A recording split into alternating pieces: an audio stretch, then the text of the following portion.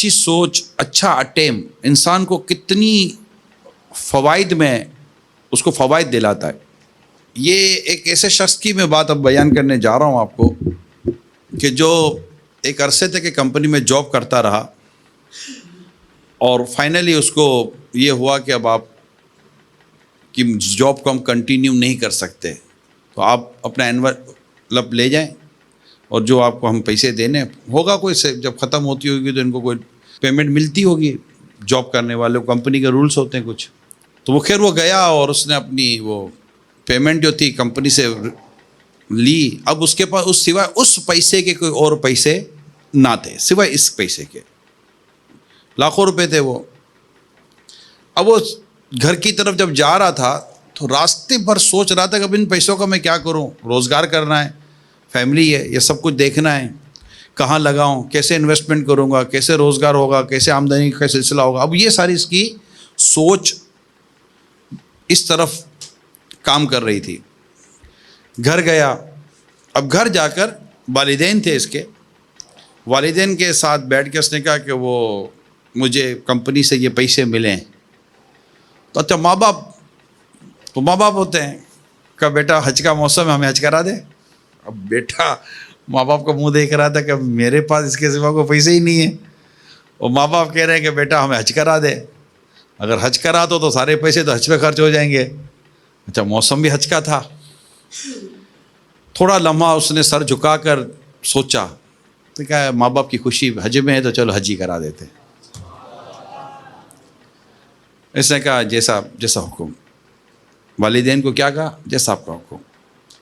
حج کی تیاری، سامان کی خریداری اور پھر سارا اہتمام پھر وہ جب کر رہا تھا تو پھر اپنی پوری دل و دماغ سے کر رہا تھا، اور کر کے اس نے سارا اپنا وہ تیار کیا اور ماں باپ کو اس نے حج پر بھیجا، چھوڑنے گیا. اور ماں باپ تو خوش نہ گیا، بیٹا حج کرا رہا ہے. ماں باپ نے بھی ماشاء اللہ حج کیا، حج کر کے واپس آئے، بڑی دعائیں دی اپنے بچے کو. ماں باپ خوش بہت تھے. اب بچہ تو اسی کنفیوژن میں تھا کہ اب میں کروں گا کیا. جو پیسے تھے وہ تو سارے مطلب کہ انویسٹ کر دیے نا والدین کی خوشی پر. کس پر انویسٹ کیے؟ والدین کی خوشی پر انویسٹ کیے، اللہ کی رضا پر انویسٹ کیے، اور ساری موری لگا دی. کہتے ہیں سارا جتنا پیسہ تھا لگا دیا. اب اس کے ہاتھ میں کچھ تو تھا نہیں. ماں باپ آئے، خوش تھے، دعائیں دے رہے تھے. ایسے میں فون کی گھنٹی بجتی ہے. اس نے اپنا فون اٹینڈ کیا، اور فون اٹینڈ کر کے بات جب شروع کی تو فون اس کی کمپنی سے آیا تھا. کیا کہ سر وہ کچھ پیمنٹ آپ کی باقی تھی وہ آپ لے جائیے. جب وہ پیمنٹ لینے گیا اور جب اس کو پیمنٹ کا انویلپ ملا تو وہ آدمی کہتا ہے کہ جتنے پیسے میں نے اپنے ماں باپ کو دیے تھے نا، اتنے ہی پیسے مجھے کمپنی نے پھر دے دیے.